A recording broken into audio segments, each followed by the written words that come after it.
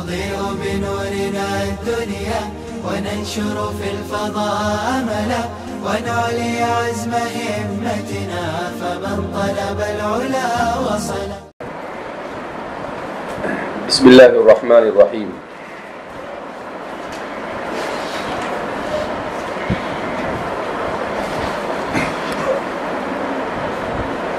امام ابن النجیم رحمہ اللہ جن کتابوں سے استفادہ کیا ہے زیادہ ان کتابوں کے اسماء ذکر کر رہے ہیں، اور ہم ان کتابوں کے ناموں کے ساتھ ساتھ ان کے مصنفین کے بارے میں بھی اس لیے معلومات حاصل کر رہے ہیں کہ عام طور پر یہ فقہ حنفی کے سب ستون، فقہ حنفی کے نجوم، بلکہ ان کو شموش بھی کہا جا سکتا ہے، لیکن ہم میں سے بہت سارے نہ ان کے نام جانتے ہیں نہ ان کے کام جانتے ہیں، جبکہ کم از کم ان لوگوں کے نام اور ان کی مختصر سیرتوں سے واقف ہونا ایک مفتی اور فقیہ کے لیے تو ضروری ہے. کتاب التقویم، کتاب کا پورا نام ہے تقویم الادلہ لأبی زید للقاضی الامام ابی زید عبید اللہ ابن عمر الدبوسی. ابو زید الدبوسی سے مراد عبید اللہ ابن عمر الدبوسی. آپ فقہ حنفی کے کبار علماء میں آپ کا شمار ہوتا ہے. آپ کا انتقال سن ہجری 430 میں ہوا بخارا میں. آپ اپنے زمانے کے مشہور 7 قضات میں آپ کا شمار ہوتا ہے. آپ کے سلسلے میں بیان کیا جاتا ہے کہ ابو زید الدبوسی یہ پہلے وہ آدمی ہے جنہوں نے علم الخلاف کی بنیاد ڈالی، اور اپنی کتاب تأسیس النظائر آپ نے لکھی، جو اپنے فن کی سب سے اہم ترین اور بنیادی اور پہلی کتاب مانی جاتی ہے. اصول میں بھی آپ کی کتاب کتاب الاسرار ہے. اسی طریقے سے الامد والاقصا ہے.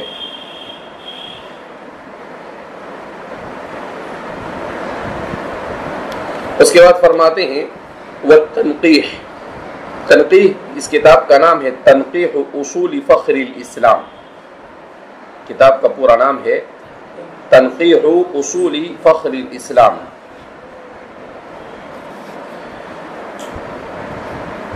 صدر الشریعہ المحبوبی،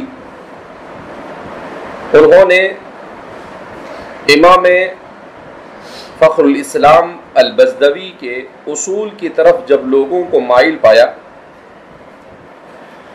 اور ان کے بعض الفاظ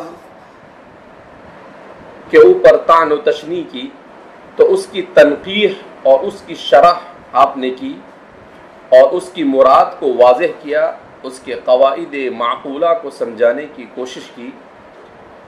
اس وجہ سے اس کتاب کا نام ہے تنقیح اصول فخر الاسلام البزدوی وشرحہ، اور اس کی شرح اس کا نام ہے التوضیح فی حل غوامض التنقیح. یعنی مختصراً انہوں نے اصول فخر الاسلام البزدوی کو سمجھایا تنقیح میں، پھر اس کو مزید تفصیل کے ساتھ آپ نے سمجھایا اس کی شرح کرتے ہوئے، جس کا نام ہے التوضیح فی حل غوامض التنقیح. یہ دونوں کتابیں صدر الشریعہ عبید اللہ بن مسعود بن محمد تاج الشریعہ ابن صدر الشریعہ احمد بن عبید اللہ، جن کی امامت پر فقہائے احناف کا اتفاق ہے. انہیں شیخ الفروع والاصول کہا جاتا ہے کہ آپ فروع اور اصول دونوں میں ید طولہ رکھتے تھے. آپ نے علم اپنے دادا سے حاصل کیا تھا. ان کو صدر الشریعہ کہا جاتا تھا، اور ان کے والد جو تھے ان کے دادا جو تھے انہیں تاج الشریعہ کہا جاتا تھا، اور ان کے جو پردادا تھے ان کو بھی صدر الشریعہ کہا جاتا تھا، یعنی پورا سلسلہ تھا فقہا کا۔ تو فرماتے ہیں کہ انہوں نے اپنے دادا سے علم حاصل کیا تھا تاج الشریعہ سے، اور الوقایہ جو ہم پڑھتے ہیں وہ آپ ہی کی لکھی ہوئی ہے، بخارا میں آپ کا انتقال ہوا اور وہیں پر آپ کو دفن کیا گیا سن ہجری 747 میں، سنۃ 47 و 700، سن ہجری 747 میں۔ وہ شرح ہی، اور اس کی شرح کی شرح یعنی اصول بزد، اس کی شرح لکھی التنقیح، تنقیح کی شرح لکھی التوضیح، اور التوضیح کی شرح لکھی التلویح۔ اس کا نام کیا ہے؟ التلویح۔ التلویح یہ کس نے لکھی ہے؟ یہ سعد الدین التفتازانی ان کی لکھی ہوئی ہے، جنہیں سعد الملت والدین مسعود بن عمر بن عبداللہ المشہور بسعد الدین التفتازانی، آپ کا نام مسعود بن عمر تھا، البتہ آپ سعد الدین التفتازانی کے نام سے مشہور ہوئے۔ آپ بھی اپنے زمانے میں یکتع روزگار تھے۔ آپ کے بارے میں آتا ہے کہ عالم الدنیا فی عصرہ، دنیا میں شاید آپ کے جیسا آپ کے زمانے میں کوئی نہیں تھا۔ عضد الدین سے آپ نے علم حاصل کیا تھا، اور تمام اپنے زمانے کے فنون میں آپ کو مہارت تھی، اور آپ اپنی زندگی ہی میں مشہور ہوئے۔ آپ نے بے شمار عمدہ کتابیں اپنے پیچھے چھوڑی، جس سے آج تک لوگ فائدہ اٹھا رہے ہیں۔ آپ کا انتقال بدھ کے دن جمادی الاخری کی 9 تاریخ کو سن ہجری 792 میں سمرقند میں ہوئی۔ بدھ کے دن جمادی الاخری کی 9 تاریخ کو سن ہجری 792 میں سمرقند میں ہوئی، اور آپ کو آپ کی وصیت کے مطابق سرخس منتقل کیا گیا اور وہاں پر دفن کیا گیا۔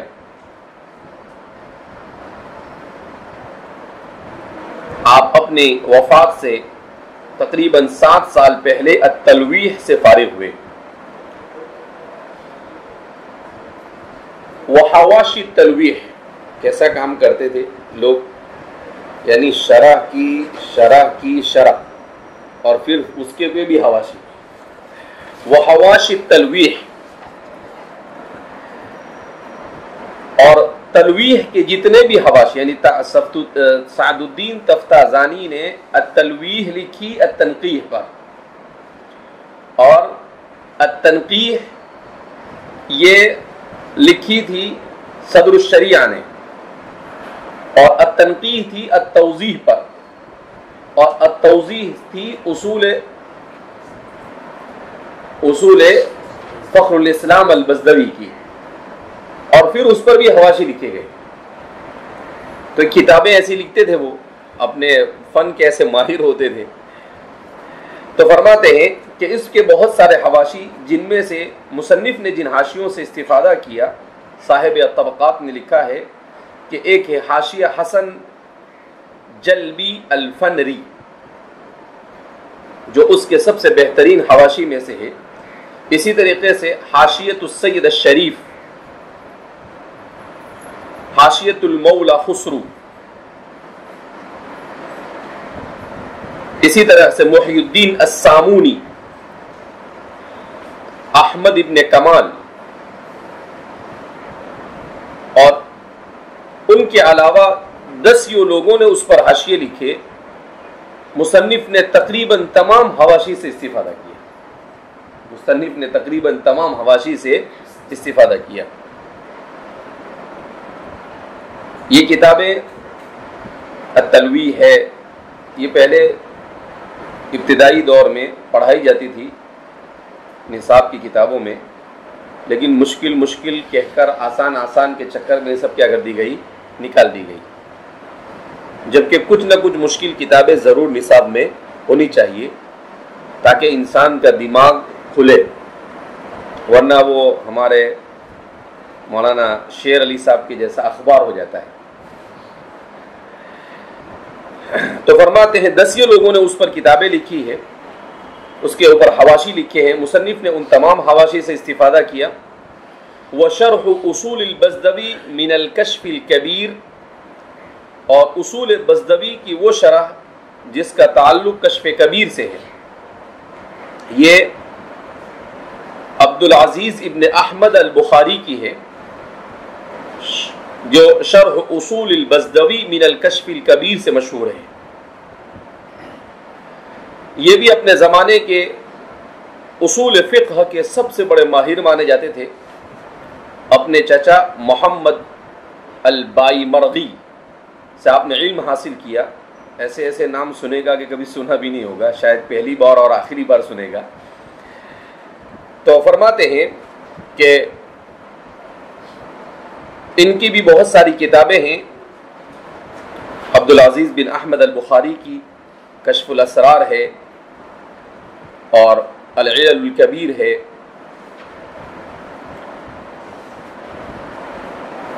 انہوں نے شرح لکھی تھی اصول بزدوی کے اوپر، اس کی طرف مصنف نے اشارہ کیا، کہا کہ یہ اس کی بہترین شروحات میں سے بولا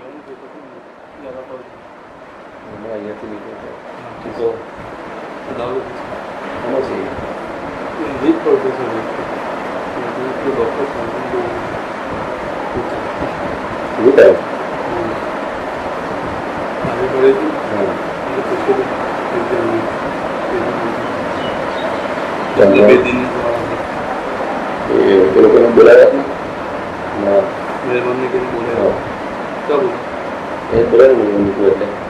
نکلا 10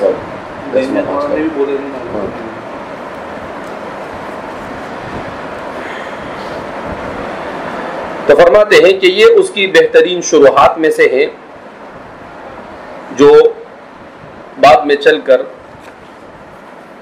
کہیں پر مل نہیں سکی۔ کتاب النکاح تک آپ نے لکھی تھی اور پھر آپ کا انتقال ہو گیا۔ آپ سن ہجری 730 میں وفات پا جاتے ہیں، سنۃ 30 و 700۔ وہ التقریر یہ امام اکمل الدین البابرتی کی ہے۔ علامہ اکمل الدین محمد بن محمود بن احمد البابرتی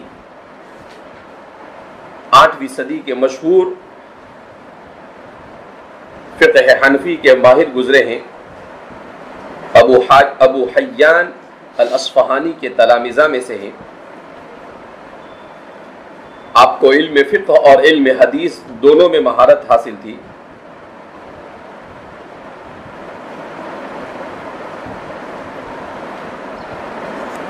تو آپ کی کتاب التقریر یہ بھی اصول فقہ کی اہم ترین اور مراجع کی حیثیت اس کو حاصل ہے۔ آپ کے بارے میں آتا ہے کہ آپ کو بھی اپنے زمانے کے علوم و فنون پر مہارت حاصل تھی، آپ وافر العقل تھے، عظیم الہیبہ، آپ کی ایک قسم سے ہیبت رہتی تھی جب آپ پڑھاتے تھے۔ آپ کے تلامذہ میں سے سید الشریف الجرجانی، شمس الدین الفنری، ابن قاضی سماویہ، یہ سب لوگ آپ کے تلامذہ میں سے ہیں۔ آپ نے قرآن کریم کی تفسیر بھی لکھی، شرح المشارق، شرح مختصری ابن الحاجب، شرح عقیدۃ الطوسی، شرح الہدایہ و شرح الفیۃ ابن معطی و شرح المنار و شرح التلخیص، یعنی کوئی فن چھوڑا نہیں۔ تفسیر، فقہ، نحو، علم کلام اور عقیدہ، اصول فقہ، علم معانی، ہر فن میں آپ نے کتابیں لکھی ہے۔ وَلَهُ تقریر، اور ان کی کتاب تقریر ہے۔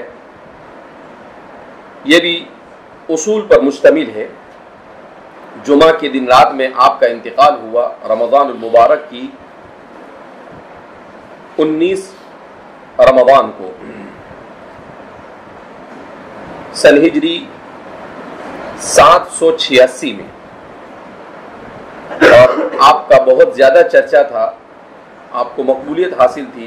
اس زمانے کے جو بادشاہ تھے وہ بھی آپ کے جنازے میں شریک ہوئے. حتی اختصرت تحریر المحقق ابن الہمام.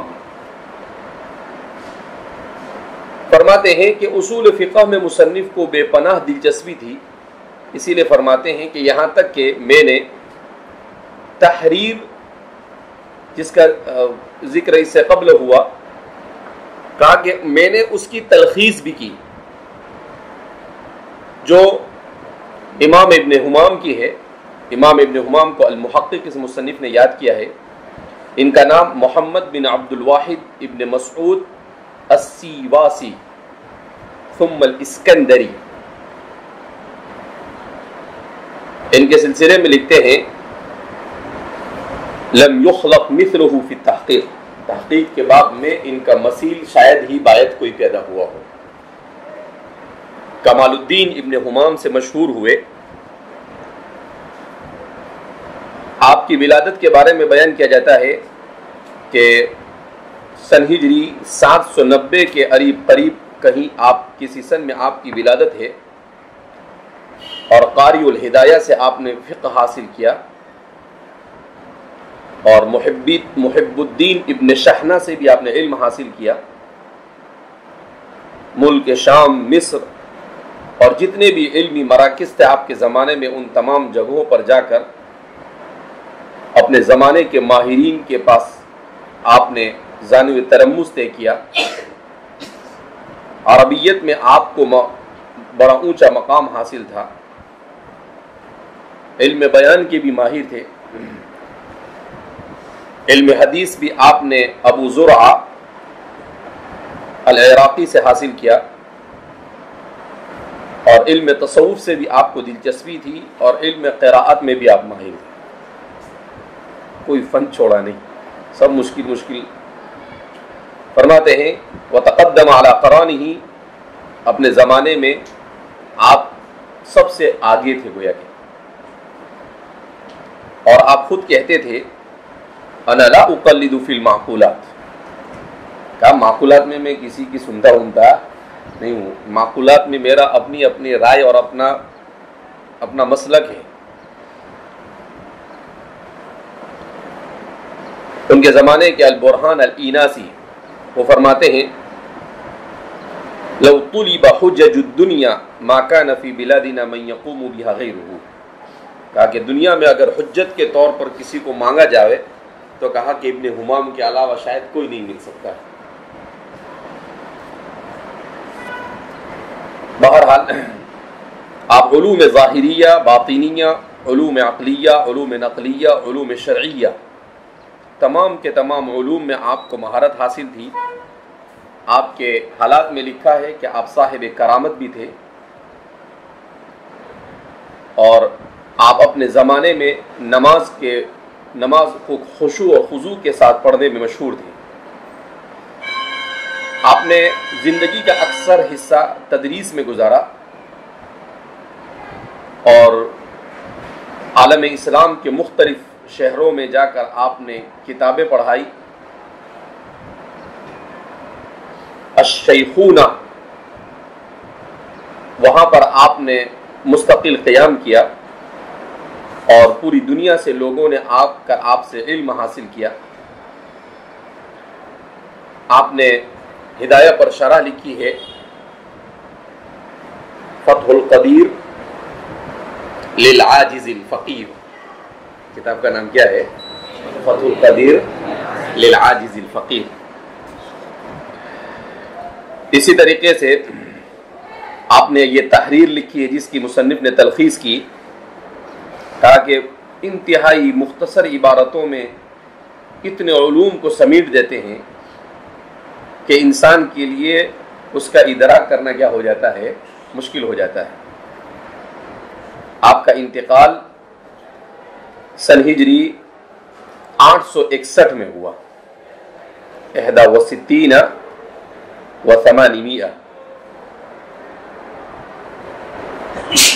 اور آپ کو اسکندریہ میں دفن کیا گیا۔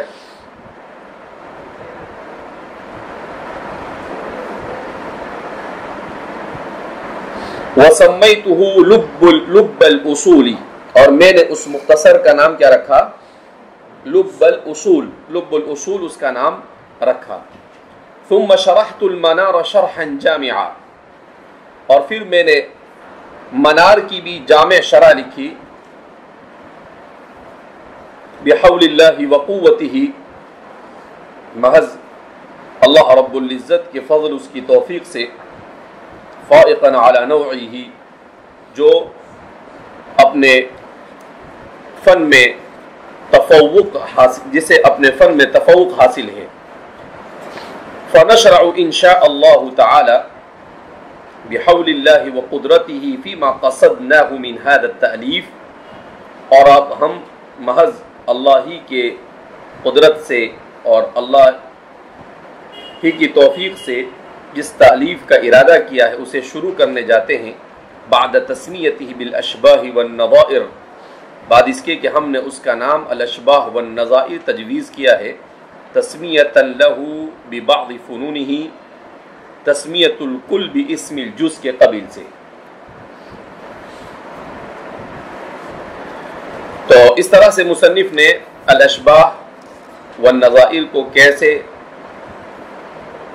تمام کتابوں کو پڑھنے کے بعد اپنی آخری عمر میں لکھا ہے، اسے بیان کیا۔ وَلَعُمْرِي، اور میری زندگی کی قسم، ان هذا الفن لا يدرك بالتمنی ولا ينال بسوف ولا وبالعل ولا بلو، کہا کہ یہ علم صرف آرزوؤں سے حاصل نہیں ہوتا ہے، اور نہ سوف، لا اور لعل سے، ٹھیک ہے میں دیکھوں گا، میں کر لوں گا، ابھی سوچتا ہوں، یہ جو بولتے ہیں نا اس کو مصنف سوف لا ولعل، کل کر لیں گے، تھوڑا اور سستا لیتے ہیں، جب موقع ہوگا تو دیکھ لیں گے، اردو میں جیسے ہم بولتے ہیں، تو مصنف اسی کو بیان کر رہے ہیں، لا لعل ولا، کہا کہ یہ ایسے ٹال مٹول سے علم حاصل نہیں ہوتا ہے، ولا ينالہ الا من کشف عن صاعد الجد، اور اس علم کو نہیں پا سکتا ہے مگر وہ جو بے پناہ محنت کا عادی ہو، وشمر، اور وہ کمر کس لے، وشمر، اور کمر کس لے۔ شمر نے کافیہ پڑھی، کافیہ میں پڑھا ہوگا نا، شمر، ہاں شمرہ، یہ اصل میں مشہور ہو گیا بعد میں۔ شمرہ کے معنی آتے ہیں دامن سمیٹنا، تو آدمی دوڑنے سے پہلے جب وہ اپنے دامن کو کیا کرتا ہے، سمیٹ لیتا ہے، تو اس کی مکمل طور پر گویا کہ وہ تیار ہے، تو کسی چیز کے لیے مکمل تیاری کے لیے اس کا استعمال ہوتا ہے۔ وَاعْتَزَلَ أَهْلَهُ وَشَدَّ الْمِئْزَرَ، اور اپنے گھر بار کو، بیوی بچوں کو، سب کو چھوڑ دے وے، وَشَدَّ الْمِئْزَرَ، اور ناڑی کس لے وے، وَخَاضَ الْبِحَارَ، اور سمندر میں غوطہ زن ہو جاوے، وَخَالَتَ الْعُجَاجَ، اور سمندر کی موجوں سے پنگا لے لے وے، یعنی کود پڑے، کہا تب جا کر یہ علم کیا ہوتا ہے، حاصل ہوتا ہے۔ يَدْأَبُ فِي التَّكْرَارِ بُكْرَةً وَأَصِيلًا، صبح و شام مسائل کا تکرار کرتا رہے، وَيَنْصِبُ نَفْسَهُ لِلتَّأْلِيفِ وَالتَّحْرِيرِ وَالتَّقْرِيرِ بَيَاتًا وَمَقِيلًا، اور اپنے آپ کو تالیف کے لیے لکھنے، پڑھنے اور لوگوں کو سمجھانے کے لیے دن رات ایک کر دے، بیاتن یعنی رات بھی نہ دیکھے، مقیلن اور قیلولہ بھی نہ دیکھے، 2-3 گھنٹے والے قیلولہ لوگ سوتے ہیں، مصنف کہتے ہیں کہ رات کی نیند بھی بھول جانے کا اور قیلولہ بھی کیا کرنے کا، بھول جانے کا۔ قال زید تحت الشجرة فنقض وضوءه ليس له همة الا معضلة يحلها، ایک ضرب المثل ہے، قال زید تحت الشجرة فنقض وضوءه، کیا مطلب؟ زید نے درخت کے نیچے قیلولہ کیا اور اس کا وضو کیا ہو گیا؟ ٹوٹ گیا. تو فرماتے لیس لہ ہمت الا معضلہ یحلھا، بس اس کے ایک ہی کام ہو کہ ہر مشکل کو کیسے حل کرے. یعنی جہاں بھی کوئی مشکل عبارت، مشکل چیز، مشکل کتاب آئی، اس کو حل کرنا یہ اس کی زندگی کا مقصد ہو جائے. او مستصعبۃ، یا کوئی مشکل ترین امر ہو، عزت علی القاصرین، جو سستر لوگوں پر دشوار ہو گیا ہو، فیرتقی الیہا، وہ اس کے پیچھے لگ جائے، ویحلھا، اور اسے حل کر لے. مشکل کو پکڑ کر اس کے پیچھے کیا ہو جاوے؟ لگ جاوے. تب جا کر دماغ علم فقہ میں کام کرنا شروع کرتا ہے. الا ان ذلک انما هو فضل اللہ یؤتیہ من یشاء. آخر میں سب کچھ کہنے کے بعد بھی کہا کہ یہ سب کچھ اس وقت انسان کو ملتا ہے جب اللہ کا فضل اور اس کی توفیق اور اس کی مشیت شامل حال ہو. وہاں انا اذکر الكتب التي نقلت مؤلفاتي الفقهية التي اجتمعت عندي في أواخر سنة 68 و900. اور آئیے اب میں ان کتابوں کو یہاں پر ان کتابوں کے نام ذکر کرتا ہوں. مؤلفات الفقہیہ، جس کو میں نے اپنی فقہی تصنیفات کے اندر اور تالیفات میں زیادہ تر جس سے استفادہ کیا ہے، اور جو سن ہجری 968 کے اواخر میں میرے پاس موجود تھی. یعنی البحر لکھی، الاشباح لکھی، اور رسائل جو بھی لکھے، جو فتاوی لکھے، یہ سب لکھے. تو کہا کہ زیادہ تر میں نے کن کتابوں سے استفادہ کیا، اور جس سن میں آپ لکھ رہے ہیں اس سن میں آپ کے پاس کون کون سی کتابیں تھی، اس کی طرف اشارہ کر رہے ہیں. فمن شروح الہدایہ، ہدایہ کی شروحات میں سے النہایہ، حسین بن علی حسام الدین السغناقی، ان کی ہے حسام الدین السغناقی کی النہایہ. یہ ہدایہ کی سب سے پہلی شرح ہے. اس کے بعد دوسری تمام شرح آئی. سن ہجری 700 میں اس کی تالیف سے مصنف فارغ ہوئے، اور صاحب ہدایہ کے صاحبزادے سے آپ نے علم حاصل کیا تھا، عبد الجلیل سے. بالکل صاحب ہدایہ کے بعد ہی کے زمانے میں آپ آئے، ان کے بیٹے سے علم حاصل کیا. اور فرماتے ہیں کہ نوجوانی ہی میں آپ کو صاحب الفتاوی کی حیثیت دے دی گئی تھی.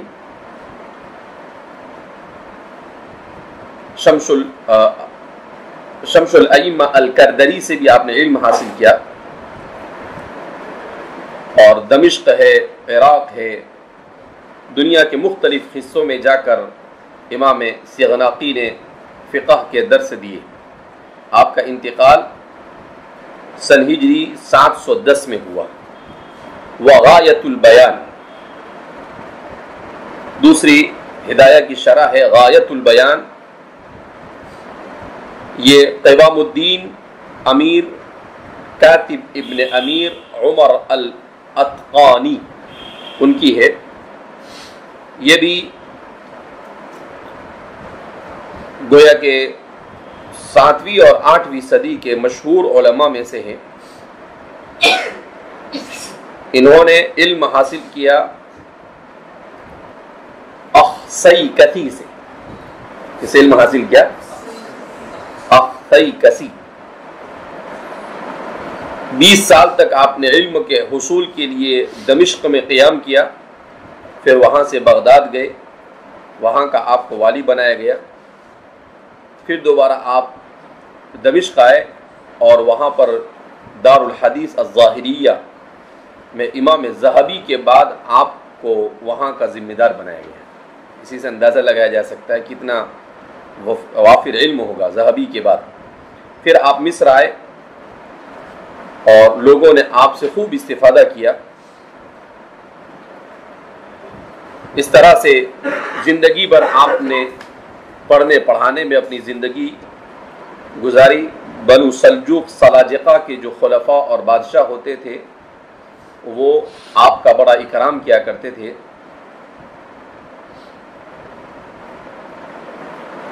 آپ نے اپنی اس شرح کو لکھنے میں تقریباً 26 سال لگائے.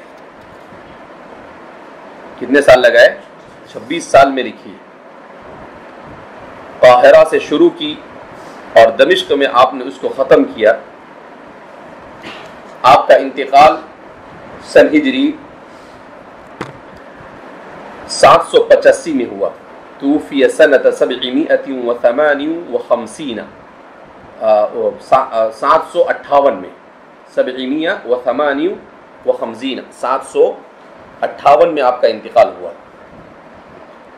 العنایہ یہ اکمل الدین البابرتی کی، جن کا ابھی پیچھے ترجمہ گزرا ہے. ومعراج الدرایا امام قوام الدین محمد بن محمد البخاری کی ہے. یہ بھی ہدایہ کی عمدہ شروحات میں اس کا شمار ہوتا ہے. آپ نے بھی عام طور پر اپنی اس شرح میں استغناقی سے زیادہ استفادہ کیا ہے. آپ کا انتقال سنۃ 49 و 700 سن ہجری 749 میں ہوا. البنایہ للعلامہ بدر الدین محمود بن احمد العینی، امام بدر الدین العینی کی ہے.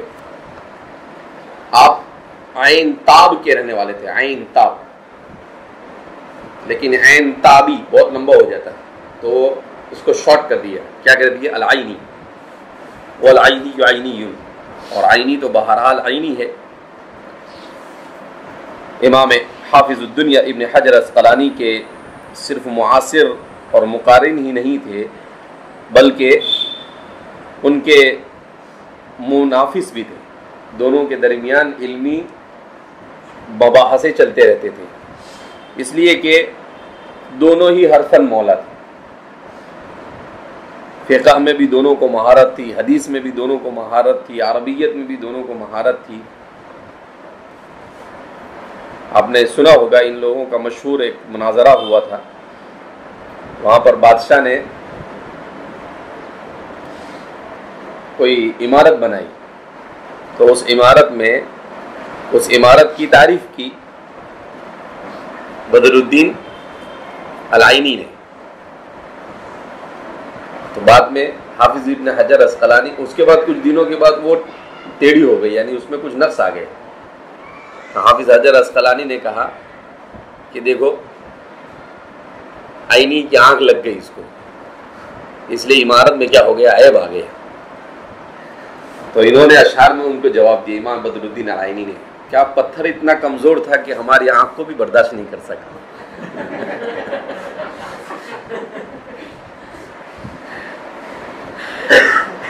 تو یہ دونوں حضرات کی چلتی رہتی تھی، امام عینی اور ابن حجر اسقلانی کی.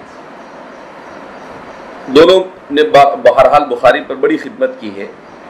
عربیت کے اعتبار سے سب سے اچھا کام امام عینی نے کیا ہے. حدیث کے اوپر نحو، صرف، لغت اور علم بیان کے اعتبار سے سب سے اچھا کلام بدر الدین العینی کرتے ہیں. اور شرح حدیث پر سب سے اچھا کام انہوں نے کیا ہے. انہوں نے جہاں جہاں پر حافظ ابن حجر اسقلانی سے کہیں کہیں غلطیاں ہوئی ہے لغت، نحو، صرف کے بارے میں، تو انہوں نے وہاں پر ان کی پکڑ بھی کی ہے کہ بعض لوگ یہاں پر یہ کہتے ہیں کہ یہ غلط ہے، صحیح نہیں ہے. تو امام بدر الدین العینی یہ 8ویں صدی کے اپنے زمانے کے مشہور محدثین فقہا میں ان کا شمار ہوتا ہے. آپ کی ولادت سن ہجری 762 میں ہوئی. 62 و 700.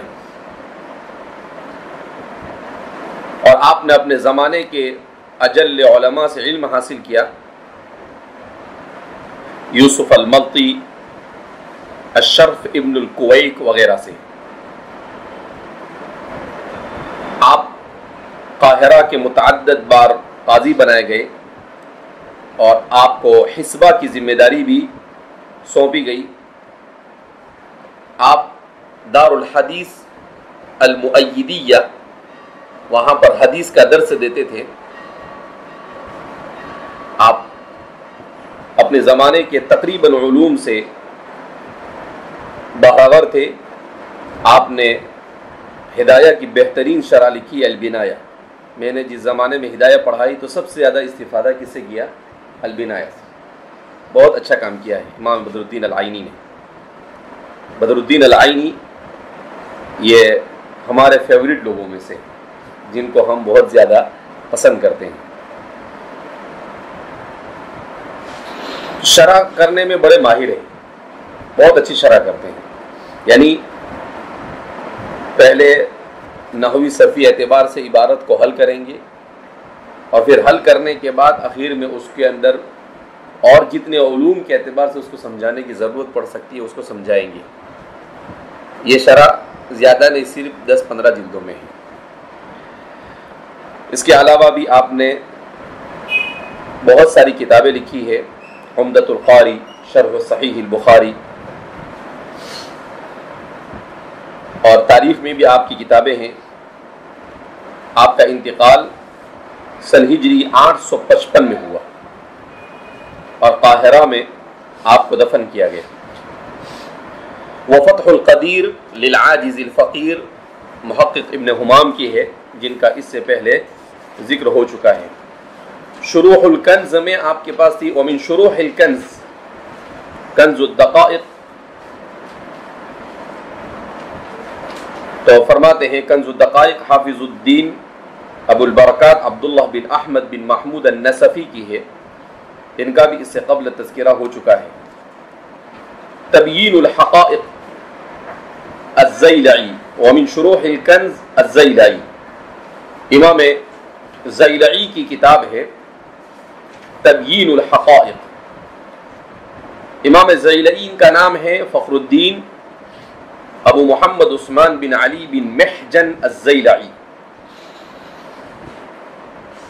یہ بھی 8ویں صدی کے اپنے زمانے کے کبار محدثین میں ان کا شمار ہوتا ہے. فتویٰ، فقہ اور حدیث، ان تمام فنون میں آپ کو مہارت حاصل تھی. خاص طور پر فقہ آپ کا میدان تھا. امام زیلعی تخریج حدیث میں ایسا کہتے ہیں کہ تخریج حدیث میں امام زیلعی کا ہمسر نہ ان سے پہلے کوئی گزرا اور نہ ان کے بعد کوئی گزرا. ایسے زبردست امام زیلعی. نصب الرایہ فی تخریج احادیث الہدایہ. صرف احادیث ہدایہ کی تخریج کی ہے 10 جلدوں میں. احادیث ہدایہ کی تخریج کتنی جلدوں میں کی ہے؟ 10 جلدوں میں. تو امام زیلعی بہت بے پناہ عجیب انسان تھے. ان کا انتقال مصر میں سن ہجری 743 میں ہوا. تو فرماتے ہیں کہ کنز الدقائق کی سب سے پہلی شرح یہ تبیین الحقائق ہے جو امام زیلعی نے لکھی. رمز الحقائق للعینی.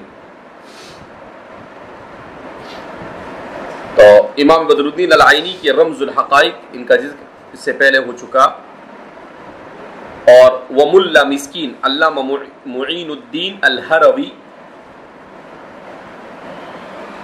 ان کے سلسلے میں اصحاب تراجم کہتے ہیں لم نطلع علی ترجمتہ، ان کے بارے میں معلومات حاصل ہو سکی نہیں. تو کنز الدقائق کی یہ شروحات ان کے پاس تھی. اور قدوری کی بارے میں بیان کرتے ہیں ومن شروح القدوری. اور قدوری کے شروحات میں سے ہے ان کے پاس جو تھی السراج الوہاج. اس کا پورا نام ہے السراج الوہاج الموضح لکل طالب المحتاج. السراج الوہاج الموضح لکل طالب محتاج. یہ ابو بکر بن علی الحدادی کی ہے. یہ اب چھپ چکی ہے، کئی جلدوں میں ہے. ان کا انتقال سن ہجری 800 میں ہوا. والجوہرہ الجوہرۃ النیرہ اس کی مشہور شرح ہے. والمجتبہ للزاہدی اور زاہدی کی المجتبہ، صاحب القنیہ جن کو امام زاہدی سے یاد کیا جاتا ہے ان کی ہے، اور اس کے علاوہ بھی دیگر شروحات. تو کم سے کم ان جن کتابوں کی طرف اشارہ کیا ہے مصنف نے، ان کتابوں کے نام بھی آدمی کو یاد رکھنے چاہیے، اور اگر ہو سکے ان میں سے جو ملے تو ان کتابوں کو اپنے پاس جمع کرنا چاہیے اگر پڑھنے کے لیے ارادہ ہو تو.